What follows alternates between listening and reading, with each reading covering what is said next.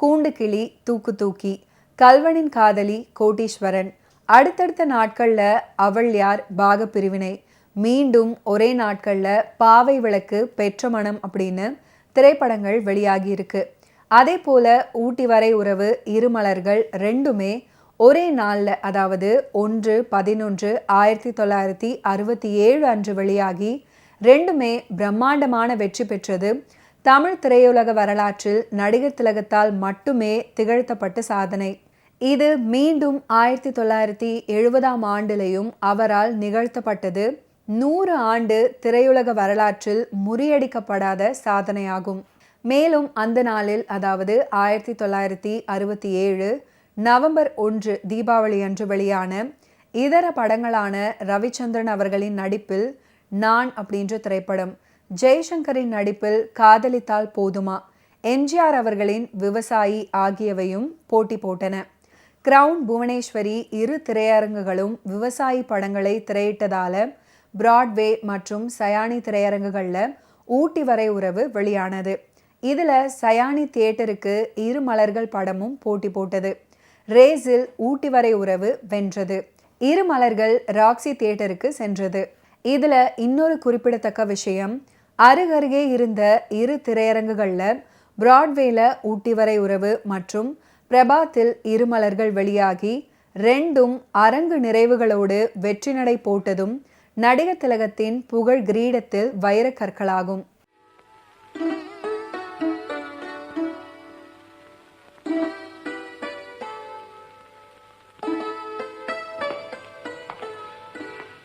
சாந்தி, என் மேல கோவமா? இல்லையே, ஏன் இப்படி கேக்குறீங்க? நேற்று நடந்த சம்பவம் அது இன்னுமா உங்க நினைவுல இருக்கு? நான் அப்பவே மறந்துட்டேன். சாந்தி, உண்மையா சொல்லு, நீ என்ன விரும்புறியா? ஆமாத்தான், நான் உங்களை விரும்புறேன்.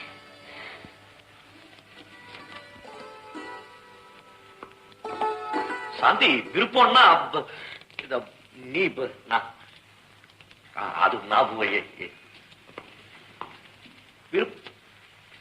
அது நீங்க என் தாய் மாமா பிள்ளைங்கிறதுக்காக நான் உங்களை காதலிக்கணும், கல்யாணம் செய்துக்கு ஆசைப்படணும் அப்படின்னு ஏதாவது சட்டம் இருக்கா என்ன? சாந்தி, இதத்தான் நான் எப்படி சொல்றதுன்னு திணறிக்கிட்டு இருந்தேன். நீயே சொல்லிட்ட, கரெக்ட். ஆனா அப்பாவுக்கு பாரு, இத புரிஞ்சுக்க முடியல. இந்த பெரியவங்களே இப்படித்தான், இல்லாத கற்பனைகள் எல்லாம் மன்னிக்கிறது, சேர முடியாத உள்ளங்களை சேர்த்து வைக்கணும்னு நினைக்கிறது, சேர துடிக்கிற உள்ளங்களை பிரிச்சு வைக்கணும்னு நினைக்கிறது. பெரியவங்க மேல தவறு இல்லத்தான், அவங்க காலம் வேற, நம்ம காலம் வேற. கரெக்ட். சாந்தி, உனக்கு விஷயம் தெரியுமா? அவ ஊருக்கு போயிட்டா. அங்க போய் அவங்க அண்ணன் கூட பேசி கலந்து முடிவு பண்ணி அக்டோபர் மாசம் 10ஆம் தேதி எனக்கு லெட்டர் போடுறேன்னு சொல்லியிருக்கா. அதுக்கு முன்னாலே உன் கல்யாணத்தை முடிச்சுட்டா நல்லா இருக்கும் இல்ல? இல்லத்தான், உங்க கல்யாணத்தை பார்த்ததுக்கு அப்புறம் தான் எனக்கு எல்லாமே. இந்த விஷயத்துல என் முடிவை மாத்த யாராலே முடியாது. அடே அப்பா, வளைஞ்சு கொடுக்கிற குணமுள்ள எங்க சாந்திக்கு கூட வைராக்கியம் இருக்குதே. உங்க மேல எனக்கு இருக்கிற அளவு கடந்த அன்புதான் அதுக்கு காரணம். எனக்கு தெரியாதா சாந்தி? சாந்தி, ரயில போகும்போது அவ பூ வேணும்னு கேட்டா, வாங்கிட்டு வரதுக்குள்ள ட்ரெயின் மூவ் ஆயிடுச்சு. இத நீ வச்சுக்க. என்னத்தான் இது, அவங்களுக்காக பிரியமா வாங்கினது. பரவாயில்ல, நீ வச்சுக்க. வேண்டாம். பைத்தியம், மங்கள பொருளை பெண்கள் எப்பவும் வேண்டாம்னு சொல்லக்கூடாது. வாங்கிக்க. ஆமாத்தான், வெள்ளிக்கிழமை அதுவும் உங்க கையால கொடுக்குறீங்க, கொடுங்க.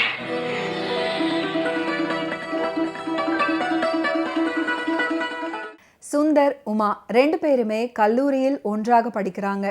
ஆரம்பத்துல ரெண்டு பேருமே சண்டை போட்டுக்கிட்டே இருந்தாலும் பின்னாட்கள்ல தருணத்தில் இருவருக்குள்ளும் மலர்கிறது காதல். ரெண்டு பேரும் காதலை வெளிப்படுத்தி கொள்கின்றனர். சுந்தரின் உறவுக்கார பெண்ணான சாந்தி சுந்தருடைய வீட்டில் தங்கியிருக்காங்க. மொத்த குடும்பத்தையும் கவனிச்சுக்கிறாங்க.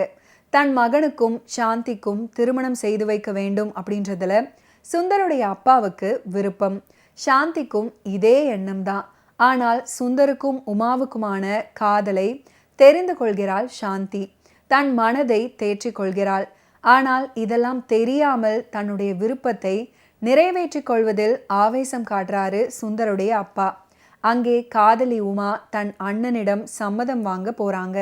அண்ணனின் விருப்பத்துக்கு மாறாக நடக்க விரும்பாமல் தனக்கு திருமணம் நடந்து விட்டதாக காதலன் சுந்தருக்கு கடிதம் போடுறாங்க. உண்மையில் அண்ணனும் அண்ணியும் விபத்தில் இறந்துவிட அவர்களுடைய குழந்தையை காக்கும் பொறுப்புக்காகவே இந்த முடிவெடுக்கிறாங்க. இதற்கிடையே சாந்திக்கு வேறொரு மாப்பிள்ளை பார்க்குறாங்க. ஆனால் அவனோ சுந்தருக்கும் சாந்திக்கும் தவறான உறவு இருப்பதாக சொல்லி புறக்கணிக்கிறாரு. சாந்திக்கு நேர்ந்த அவமானத்தை துடைக்க திருமணம் பண்ணிக்கொள்ள சம்மதிக்கிறாரு சுந்தர். திருமணமும் நடக்கிறது, பெண் குழந்தையும் பிறக்கிறது. வயசான காலத்துல அது இந்த ராத்திரி நேரத்துல வெளியில உங்களுக்கு என்ன வேலை? ஆமாப்பா, வேலைதான். வேலை செஞ்சுட்டு தான் வந்தேன். யாருக்காக? உனக்காக, உன் சந்தோஷத்துக்காக, உன் சௌகரியத்துக்காக. அப்பா, நீங்க என்ன சொல்றீங்க? ஆமாப்பா, உனக்கு தெரியாது. ரிட்டையர்ட் ஆன மறுநாள்ல இருந்து உனக்காகவே மாடு மாதிரி நான் பாடுபடுறேன். பல இடங்கள் பார்ட் டைமா கணக்கு எழுதுறேன்ப்பா, கணக்கு எழுதுறேன். இந்த வயசான காலத்துல எதுக்காக, யாருக்காக நீ வேலை செய்யணும்னு கேக்குறியா? கேளு. சின்ன வயசுல இருந்து இதுவரையில் கஷ்டம் தெரியாம உன்னை வளர்த்துட்டேன் பாரு, அதுக்காக வேலை செய்யறேன்ப்பா, அதுக்காக வேலை செய்யறேன். என்ன கொல்லாதீங்கப்பா, என்ன கொல்லாதீங்க. நான் எங்கடா உன்னை கொன்னேன்? நீதான் அந்த அப்பாவி பெண்ணோட ஆசைகளை எல்லாம் கொண்டுட்ட. அவளோட கனவுகளையும் கற்பனைகளையும், ஏன் அவளோட வாழ்க்கையை அநியாயமா கொண்டுட்ட. மாமா, இதெல்லாம் நாம் வளர்த்த இந்த பெண்ணோட கதியை நினைக்கும் போதுதான் என் நெஞ்சு துடிக்கும்.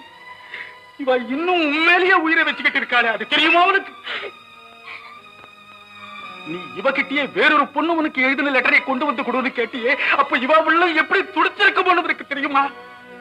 அவ உன்கிட்ட வந்து பேசி சிரிச்சிட்டு வெளியில வந்து குமுறி குமுறி அழுததை எத்தனை முறை நான் பார்த்து பார்க்காத மாதிரி போயிருக்கேன்னு உனக்கு தெரியுமா? மாமா, இப்ப இதெல்லாம் எதுக்கு மாமா? இல்லம்மா, மத்தவங்களுக்கும் உள்ளவண்ணு ஒன்று இருக்குன்னு அவருக்கு தெரியணும் இல்ல. ஏன்பா, சாந்தியை பெண் பார்க்க வந்த சமயத்துல இருபுகிட்டு வந்து நின்னியே, அப்ப அவ ஓடி வந்து உனக்கு பணிவிடை செய்தாலே, என்ன நடந்தது? இவளே இவ தலையில நெருப்ப வாரி கொட்டிட்ட. இனிமே இந்த பொண்ணை யாரு சீழ்டுவா?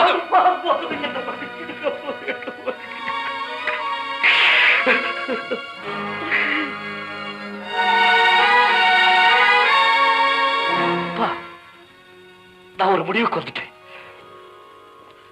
ஆண்டவன் மேல ஆணையா சொல்றேன், சாந்திய நானே கல்யாணம் செய்வேன். வேண்டாம், வேண்டாம். உங்க மனசுக்கு விருப்பம் இல்லாத காரியத்தை செய்யாதீங்க. இப்ப ஏன்பா இந்த திடீர் முடிவு?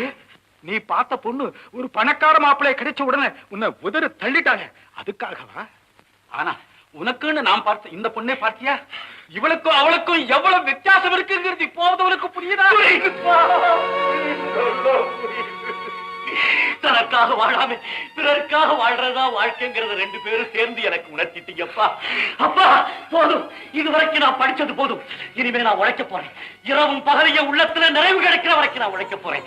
அப்பா, இதுவரைக்கும் நீங்க எனக்காக செய்த தியாகம் போதும்பா, போதும்.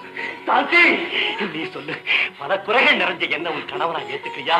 உனக்கு நான் செய்த தவறுக்கெல்லாம் பிராயச்சித்தம் தேட எனக்கு ஒரே ஒரு சந்தர்ப்பம் கொடுக்கிறியா சாந்தி?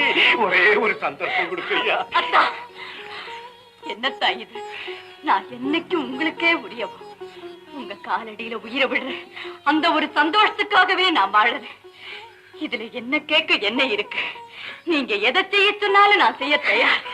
கொடைக்கானல்ல மிகப்பெரிய தொழிலதிபராக மனைவி குழந்தையுடன் சந்தோஷமாக வாழ்ந்துட்டு வராரு சுந்தர்.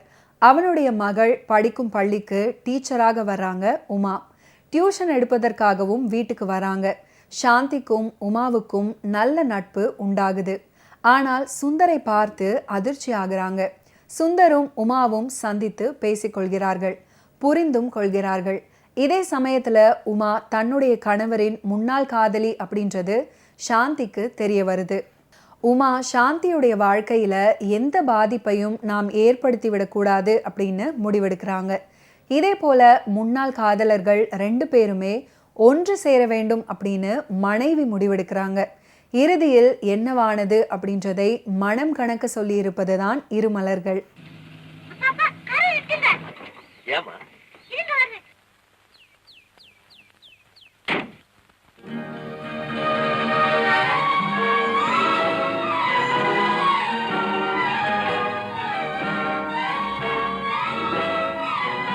வேண்டாமா, ஸ்கூல் கிட்டதான் வந்துட்டோமே.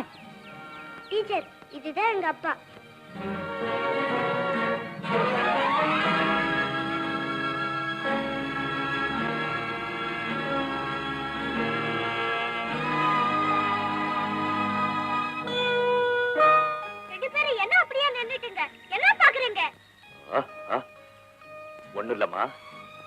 நேத்து ஒரு இங்கிலீஷ் படம் பார்த்தேன். அதுல ஒரே மாதிரி 2 பெண்கள் இருந்தாங்க. ஒரே அச்சில 2 பொம்மைகள் செய்ய முடியும். ஆனா ஒரே மாதிரி 2 பெண்கள் இருக்க முடியுமான்னு யோசனை பண்றேன். ஆமா, நான் கூட அந்த படத்தை பார்த்தேன். அந்த 2 உருவங்களும் ஒரே பெண் தான். சரி சரி, நம்ம கார்லயே போலாம் டீச்சர். வேண்டாம்மா, ஸ்கூல் பக்கத்துல தானே இருக்கு, நான் நடந்தே போறேன். கீதா, உங்க டீச்சருக்கு என்ன பிடிக்கல போல இருக்கு. அப்படியெல்லாம் சொல்லாதீங்கப்பா, எங்க டீச்சர் ரொம்ப நல்லவங்க. வாங்க டீச்சர். ஐயோ வேண்டாம்மா, வேண்டாம். கீதா கீதா, ரோட்ல பாக்குறவங்க யாராவது நம்ம சண்டை போட்டுக்கிறோம்னு நினைக்க போறாங்க. அவங்களுக்கு இஷ்டம் இல்லைன்னா நீ வா போகலாம். அப்ப நானும் உங்க கூட நடந்து வரேன். அப்பா, நீங்களும் எங்க கூட நடந்து வாங்க. வாங்க டீச்சர். வேண்டாம்மா, நானும் உன் கூட கார்லயே வரேன். Thank you teacher. மகாராஜா ஒரு மகாராணி அப்படின்ற பாடலில் சிவாஜி அவர்கள், KR விஜயா, ரோஜாமணி முதலானோரின் நடிப்பும் அசத்தி எடுத்துவிடும். தமிழ் திரையுலகில் நடிகர் திலகம் சிவாஜி அவர்களுடன் 2 மலர்கள், என் தம்பி, எதிரொலி மற்றும் என் மகன் படங்கள்ல குழந்தை நட்சத்திரமாக சகோதரியாக நடித்த ரோஜா ரமணி சங்கிலி படத்திலையும் தங்கையாக நடிச்சிருப்பாங்க. என் மகன் படத்துல ஒரு சிவாஜிக்கு மகளாகவும் இன்னொரு சிவாஜி அவர்களுக்கு தங்கையாகவும் நடிச்சிருப்பாங்க. மகாராஜா ஒரு மகாராணி பாடல்ல TM சௌந்தரராஜன், சதனுடன் ஷோபா சந்திரசேகரும் பாடினாங்க. அதாவது நடிகர் விஜயின் அம்மா. ஷோபா அவர்கள் பாடிய முதல் பின்னணி பாடல் இதுவென்பது குறிப்பிடத்தக்கது. மகாராஜா ஒரு மகாராணி, இந்த இருவருக்கும் எவள் குட்டி ராணி.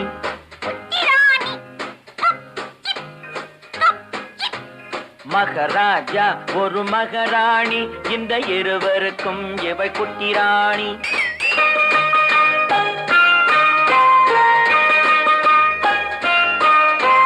பொங்கும் அழகில் தங்க நிலாவின் தங்கச்சி பாப்பாவோ. பொங்கும் அழகில் தங்க நிலாவின் தங்கச்சி பாப்பாவோ. புத்தம் புதிய பூச்செண்டாட்டம் புன்னகை செய்வாளோ. புத்தம் புதிய பூச்செண்டாட்டம் புன்னகை செய்வாளோ.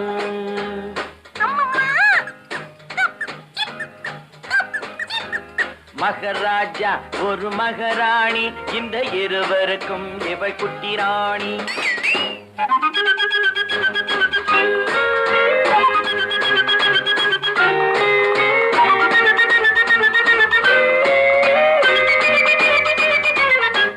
மலர்கள் எல்லாம் இவளுக்கென்றே மாளிகை அமைத்ததம்மா.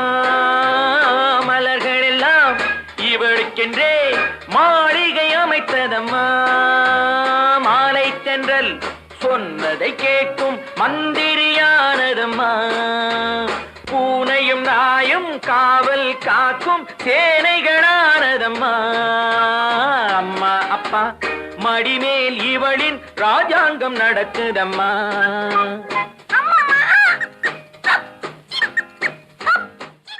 இரு மலர்கள்ல சிவாஜி அவர்களும் பத்மினி அவர்களும் காதலர்கள்.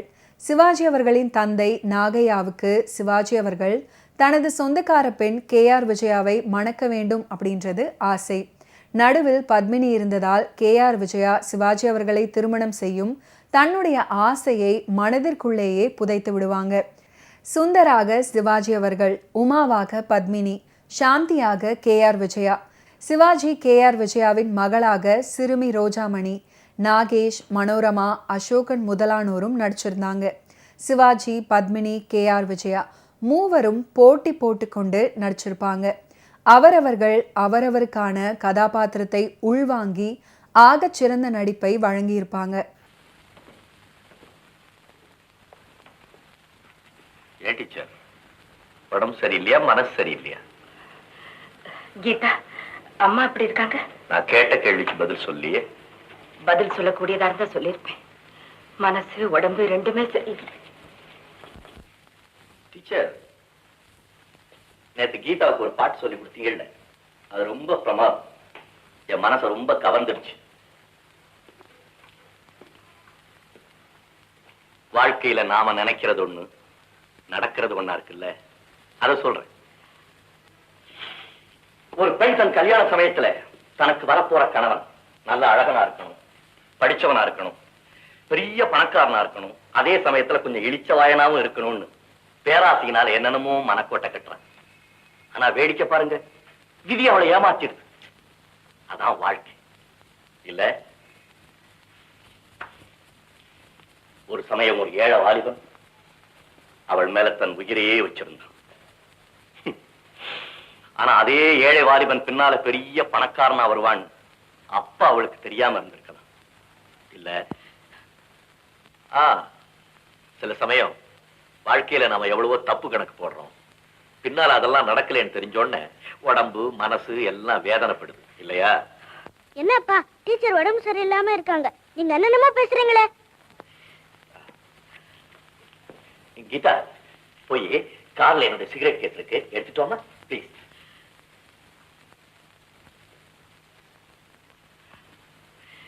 ரொம்ப சந்தோஷம்.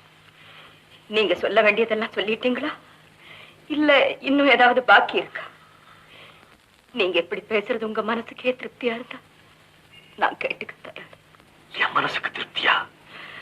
உமா, 6 வருஷத்துக்கு முன்னே என் மனசுல இருந்த நிறைவு அன்பு எல்லாத்தையும் நீ குழி தோண்டி புதைச்சிட்டேங்கிறத மறந்துட்டியா? கொஞ்சம் என் மேல இரக்கம் காட்டுங்களே. இரக்கமா? 6 வருஷத்துக்கு முன்னாலே என்ன பார்க்க ஒரு பணக்கார மாப்பிள்ள வந்திருக்கான், அவனுக்கு என்ன ரொம்ப பிடிச்சிருக்குன்னு எனக்கே லெட்டர் எழுதினியே. அப்போ மனசுல இரக்கம் இருந்ததா? நீ இப்படிப்பட்டவனு துளி கூட காட்டிக்காம சிரிச்சு சிரிச்சு மறைச்சியே, அப்போ மனசுல இரக்கம் இருந்ததா? அதெல்லாம் எத்தனையோ வருஷங்களுக்கு முன்னால நடந்த நிகழ்ச்சி, அதை மறந்துட்டு. மறக்கிறதா? மறக்கிறதா? ஒரு ஆண் தன்னுடைய வாழ்க்கையில எதை வேணாலும் மறப்பான், மன்னிப்பான். ஆனா தன் காதல் தோல்வியை மட்டும் அவனால மறக்கவே முடியாதுமா, மன்னிக்கவே முடியாது.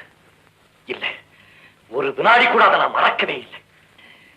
நீ எனக்கு செய்த துரோகத்தை, அதனால நான் அடைஞ்ச அவமானத்தை, வேதனையை, துடிச்ச துடிப்பை நான் மறக்கவே இல்லை உமா. என்னால அதை மறக்கவும் முடியாது. உமா, உங்ககிட்ட இருந்து லெட்டர் வரும்னு நான் எப்படியெல்லாம் துடிச்சுக்கிட்டு இருந்தேன் தெரியுமா?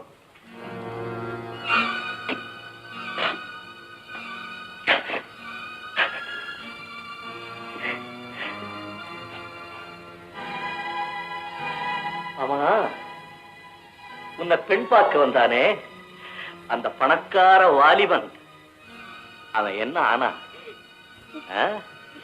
நீ என்ன ஏமாத்துற மாதிரியே அவனும் உன்னை ஏமாத்திட்டு ஓடிட்டானா? இப்ப உன்னுடைய வாழ்க்கை என்ன ஆச்சு? ஏன் இப்படி பட்ட மரம் மாதிரி நிக்கிற? போதும் போதும், இனிமேல் எதுவும் கேட்காதீங்க. ஒருவேளை நீங்க சொன்னீங்களே அந்த தவறுகளுக்காக இந்த சித்திரவதை அனுபவிக்கிறேன் போல இருக்கு. இத பாருங்க, நான் ஏதாவது தவறு செய்தேன்னு நீங்க நினைச்சா அதுக்காக என்ன மன்னிச்சிடுங்க, என்ன விட்டுடுங்க.